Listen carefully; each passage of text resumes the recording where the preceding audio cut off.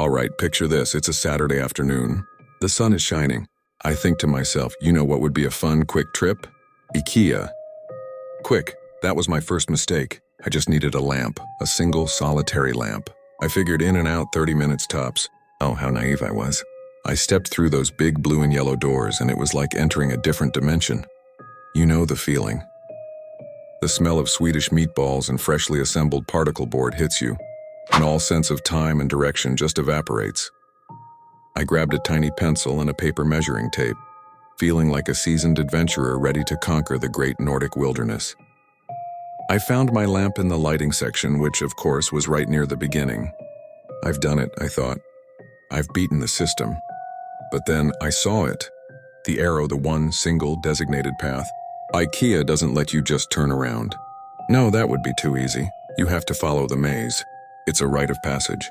So I started walking, lamp box under my arm, following the path through the living rooms, the kitchens, the bedrooms. After about 45 minutes, I started to get a little disoriented. Every perfectly arranged minimalist living room started to look exactly the same. Was I walking in circles? Was this the same Fergrick mug I saw 20 minutes ago?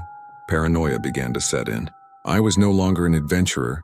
I was a lab rat, and a Swedish billionaire was watching me on a monitor, laughing. An hour and a half in, my stomach started to rumble.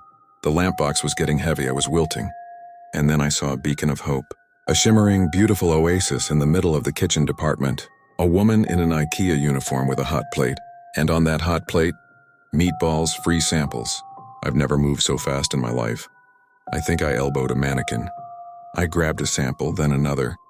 I circled back 3 times, trying to look like a different, equally hungry person each time. These weren't just meatballs, they were my fuel, my sustenance. They were the key to my survival. Fortified by lingonberry jam and mystery meat, I pushed on, but my spirit was breaking. That's when I decided if you can't beat 'em, join 'em. I saw a particularly cozy-looking Strandman armchair in a dimly lit corner. I gently placed my lamp on the floor, sat down, and just became one with the display. I put my feet up on the ottoman. I picked up a book from the side table. It was a fake book, just a block of cardboard, but I pretended to read it with great interest. A family walked by. The kid pointed at me.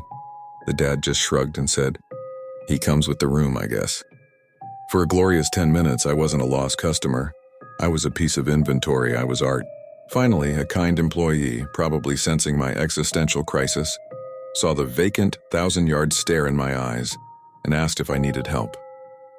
I just croaked, "Exit?"